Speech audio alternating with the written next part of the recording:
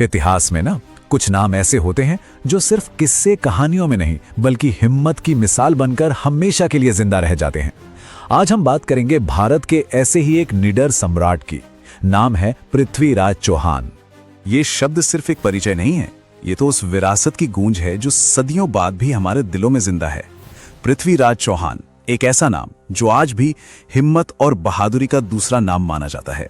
तो हर बड़ी कहानी की एक शुरुआत होती है ना? पृथ्वीराज की कहानी तो उनके जन्म से भी पहले शुरू हो गई थी।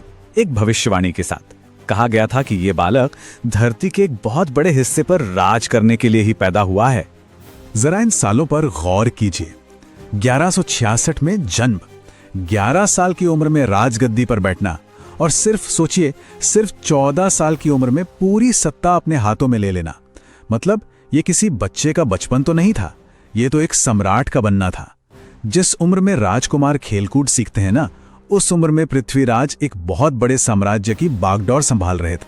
लेकिन बात सिर्फ तलवारबाजी की नहीं थी, उनकी ताकत तो कहीं ज्यादा थी। वो कई भाषाएं जानते थे, गणित और फिलॉसफी में माहिर थे और उनकी सबसे बड़ी, सबसे अनोखी खूबी थी शब्द भेदी बाण चलाने की कला। मतलब सिर्फ आवाज सुनकर निशाना लगा देना। कहते तो ये भी हैं कि उन्होंने जवानी में एक शेर को नंगे हाथों से ही मार गिराया था। ये उनकी बेखौफ होने का शायद पहला सबूत। तो जब सत्ता हाथ में आई, पृथ्वीराज ने अपने साम्राज्य को फैलाना शुरू किया। लेकिन देखिए, इतिहास की एक सीधी सी बात है, जब भी कोई राजा अपना साम्राज्य फैलाता है तो दोस्त कम और दुश्मन ज्यादा बनते हैं। और पृथ्वीराज के साथ भी बिल्कुल यही हुआ। उनके सामने ना एक नहीं बल्कि दो बड़ी चुनौतियां थीं। एक तरफ तो घर का ही दुश्मन था, कन्नौज का राजा जयचंद, रिश्तेदार होकर भी सबसे बड़ा कॉम्पिटिटर।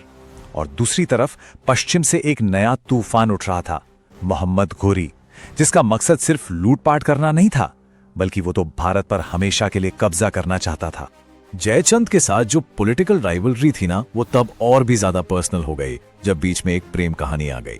ये कहानी थी संयोगिता की, एक ऐसी कहानी जिसने दो सल्तनतों के बीच नफरत की आग में घी डालने का काम किया। तो जयचंद ने पृथ्वीराज को सबके सामने नीचा दिखाने के लिए एक पूरा प्लान बनाया।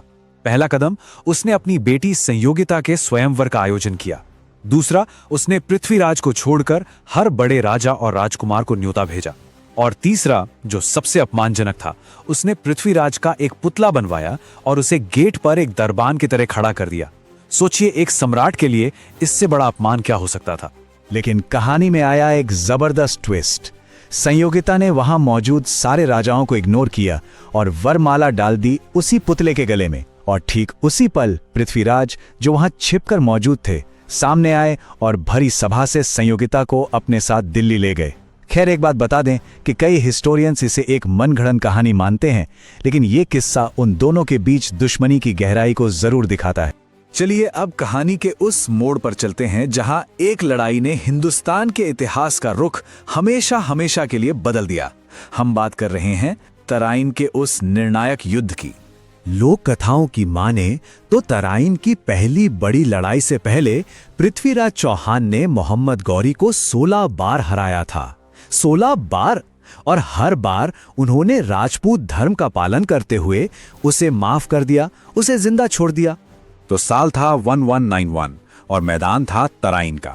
यहां दो बिल्कुल अलग अलग वॉर स्ट्रैटेजीज आमने सामने थी।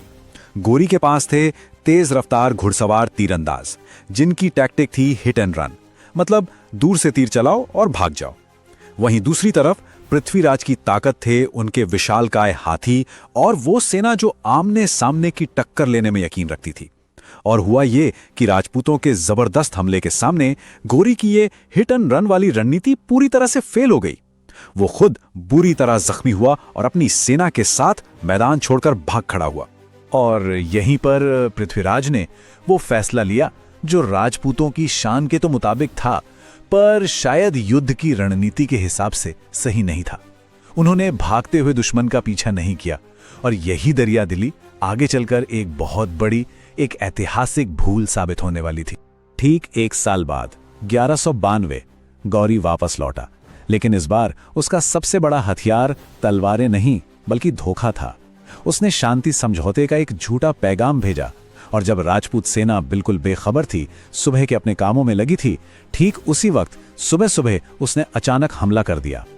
इस धोखे के लिए पृथ्वीराज की सेना बिल्कुल तैयार नहीं थी और नतीजा भारत के लिए एक ऐसी हार थी जिसने सब कुछ बदल दिया। और पता है, इसी घटना से आज के हिस्टोरियंस एक टर्म का इस्तेमाल करते हैं, पृथ्वीराज सिंड्रोम। ये उस सिचुएशन को कहते हैं जब किसी दुश्मन पर दिखाई गई रहमदिली उसे दोबारा इकट्ठा होकर और मजबूत बनकर हमला करने का मौका दे देती है। ये एक ऐसा सबक है जो इतिहास हमें बार बार सिखाता है। तो तराइन की दूसरी लड़ाई में हार के बाद सम्राट पृथ्वीराज चौहान का आखिर हुआ क्या? बस यहीं आकर इतिहास और लोक कथाएं आपस में मिल जाती हैं। उनके अंत को लेकर 3 अलग अलग थ्योरीज हैं। पहली, कुछ इतिहासकार मानते हैं कि वो जंग के मैदान में ही शहीद हो गए थे। दूसरी, कुछ का कहना है कि उन्हें कैदी बना लिया गया और बाद में मार दिया गया। और फिर आती है तीसरी, सबसे प्रसिद्ध कहानी, जो उनके दोस्त और राजकवि चंद बरदाई के महाकाव्य पृथ्वीराज रासों से निकल कर आती है। इस कहानी के मुताबिक गोरी पृथ्वीराज को कैदी बनाकर गजनी ले गया और वहां उनकी आंखें फोड़ दी, लेकिन उनके दोस्त चंद बरदाई भी वहां पहुंच गए। उन्होंने एक दोहे में गोरी की सही लोकेशन बताई। 4 बांस 24 गज अंगुल अष्ट प्रमाण, ता ऊपर सुल्तान है मच्चू को चौहान। और फिर अपनी उसी अद्भुत कला शब्द भेदी बाण का इस्तेमाल करते हुए अंधे पृथ्वीराज ने सिर्फ आवाज के सहारे तीर चलाया और गोरी को मार गिराया। कहते हैं कि इसके फौरन बाद दुश्मन के हाथों पकड़े जाने से बचने के लिए दोनों दोस्तों ने एक दूसरे की जान ले ली। हालांकि ज्यादातर इतिहासकार इस कहानी को सच नहीं मानते, क्योंकि असल में गोरी की मौत कई साल बाद हुई थी। लेकिन एक चीज जो बिल्कुल सच थी वो था पृथ्वीराज की हार का नतीजा। उनकी हार के बाद दिल्ली पर गोरी के सेनापति कुतुबुद्दीन ऐबक का कब्जा हो गया और यहीं से दिल्ली सल्तनत की नींव पड़ी। भारत में एक नए दौर की शुरुआत हो चुकी थी। तो सवाल यह है कि पृथ्वीराज चौहान जंग तो हार गए, फिर भी उनकी कहानी आज तक क्यों कहीं सुनी जाती है? शायद इसलिए क्योंकि ये कहानी हमें याद दिलाती है कि बहादुरी का मतलब सिर्फ जीतना नहीं होता। बहादुरी अपने उसूलों और सम्मान के लिए आखिरी दम तक लड़ने में भी होती है, और उनकी यही विरासत आज भी पीढ़ियों को हिम्मत देती है। और अंत में ये हमें एक बड़े सवाल के साथ छोड़ जाता है, किसी इतिहास को याद रखने के लिए ज्यादा जरूरी क्या है? एकदम सटीक फैक्ट्स और तारीखें, या फिर वो प्रेरणा देने वाली कहानी जो एक हीरो को हमेशा के लिए